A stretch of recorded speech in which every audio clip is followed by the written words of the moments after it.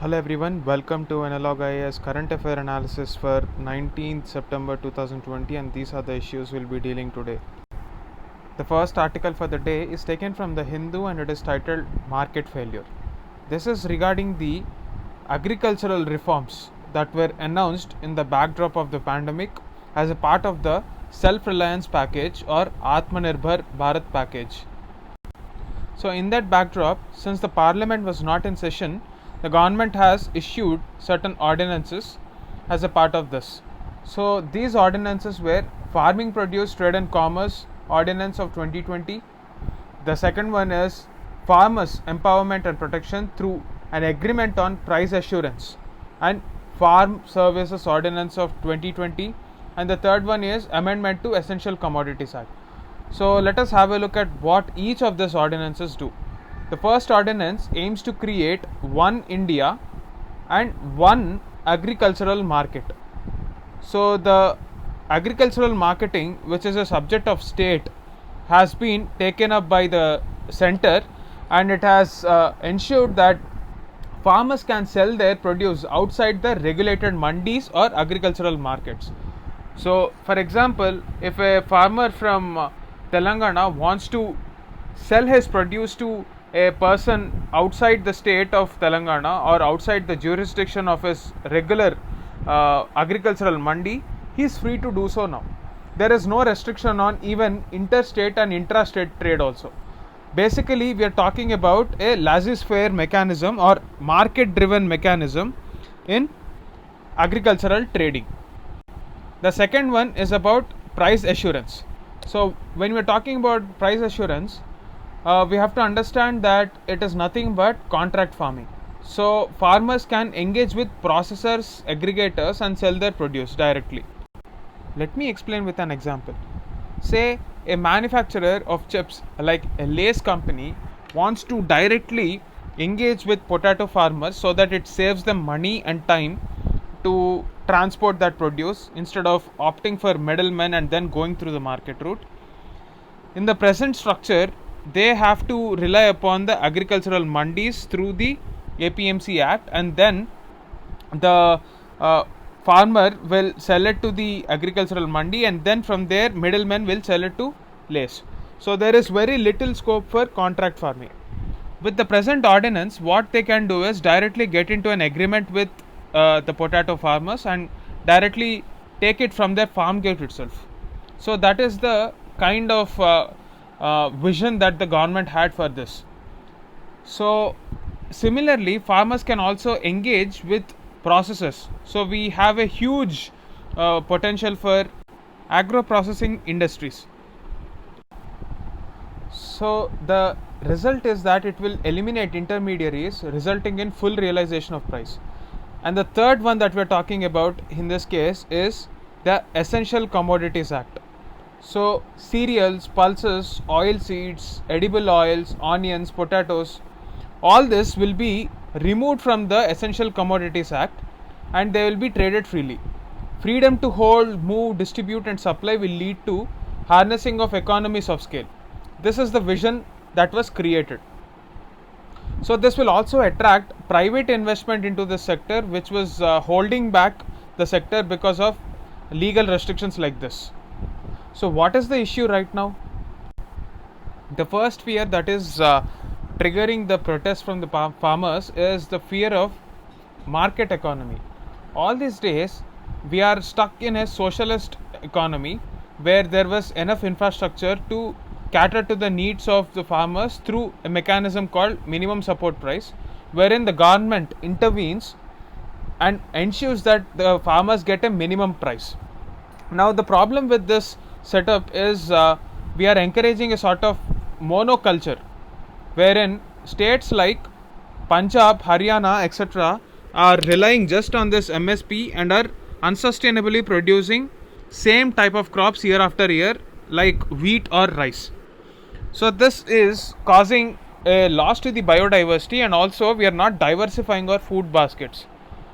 All this is fine, but moving to the market economy requires a sort of a transition period, because unless and until the private players are ensuring that they are providing more than the minimum support price, the fears expressed by the farmers is very much legitimate. We cannot expect the market just to land on the scene and ensure that the farmers' concerns are addressed, and they will look for profits rather than ensuring the minimum support price. So, what is the guarantee that a free market economy, in the absence of a government intervention, is not exploitative in nature? So, this concern that MSP will vanish has been one of the major concern. But the government has come forward and ensured that MSP is here to stay. The second concern is that APMC acts have been actually modified. So, as a part of the ordinance, there was a provision which says that with respect to market fee, there shall be no market fee on any player who is willing to trade in a agricultural area or a market.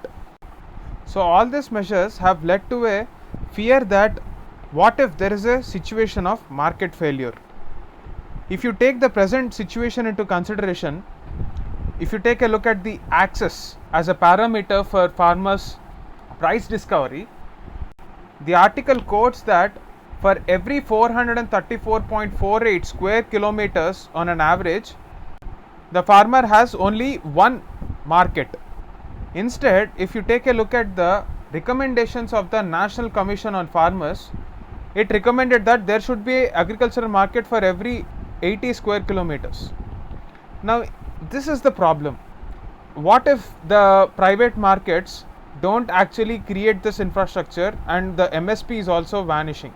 So, this created a fear psychosis amongst farmers, and that is the reason why they were protesting. So, if the centre's intent is to strengthen competition, it should massively fund the expansion of this APMC markets as well. So, this system of increasing access should be the first step priority for the government. They should remove the trade cartels and provide farmers good roads, logistics of scale, and real-time information.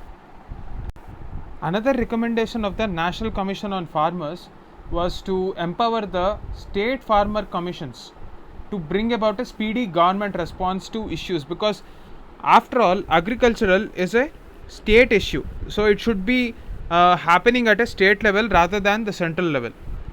So, even though the objective and vision of the government is very good, but the implementation challenges the fact that unless and until there is decentralized decision making to see that the needs of the local markets are met, it cannot be done from a central level, it should be done at the state level. So, these are the steps that we should take to ensure that market failure is not a result of this ordinance. That is the gist of this article. So, the second article for the day is taken from the Hindu, and it is titled Another Afghan Peace Push and a Role for India. The President of United States, Donald Trump, after he came into power, has announced his intention to withdraw US troops from Afghanistan. So, as a part of the negotiation for peace, he announced that he would be negotiating with Taliban on the condition that they would ensure peace and they would hold intra-Afghan talks. That is, there are two power centers within Afghanistan. One is the civilian government, which is elected by the people, and the other one is Taliban, which is backed by certain tribes in certain areas. So, the challenge here is that without bringing Taliban on board, achieving peace for Afghanistan would become a distant reality. In this context, what is the role of India? So, India was always in favor of negotiating with the civilian government. In fact, it has very good ties with the civilian government, and they view India as a strategic partner in their development. But the challenge is, Taliban does not look at India with a favor, and India has never been friendly with the idea that they want to negotiate with Taliban, because we always stood for an Afghan-led, Afghan-owned and Afghan-controlled peace process. Now, when we say Afghan, we mean the civilian government. One more reason why India was apprehensive of this entire negotiation with Taliban is because there was one channel of diplomacy which focused on getting the Pakistan army as well into the picture, because they were on close terms with the Taliban. So US government wanted the support of Pakistan army to get Taliban on board for negotiations in the initial talks. With all this happening, what was originally envisaged as an Afghan led process has actually become a US led process, but a Taliban controlled one. So this is something that was not at all desirable for India, and India has stayed away from these negotiations. And last week on 12th of September, as per the directions of the United States of America, the intra-Afghan talks began. That is, the talks between the civilian government and the Taliban. So the civilian government has released a lot of Taliban prisoners, and there was also a phase-wise release of prisoners as per the talks. So this process took longer than originally foreseen, but has now been completed. So the two elements that remained open in the US Taliban deal are the ceasefire declaration and the intra-Afghan talks. That ensured that intra-Afghan talks has also been closed up right now. The other one is ceasefire agreement. It is to be seen how this ceasefire agreement will shape up right now, because there has been a talk that there is every possibility that Taliban might backtrack from their promise and go back to their hostile attitude. And even India should be concerned, because there was a recent UN analytical support and sanctions monitoring team report which said that there is a threat of Al Qaeda in Indian subcontinent as well, and especially Taliban would be spreading its wings along with the IS, that is ISIS, in India. So these are the challenges that are lying ahead for India as well. So it is imperative for India to become a partner in this peace talks in Afghanistan, otherwise it will impact our own country. That is the gist of this article.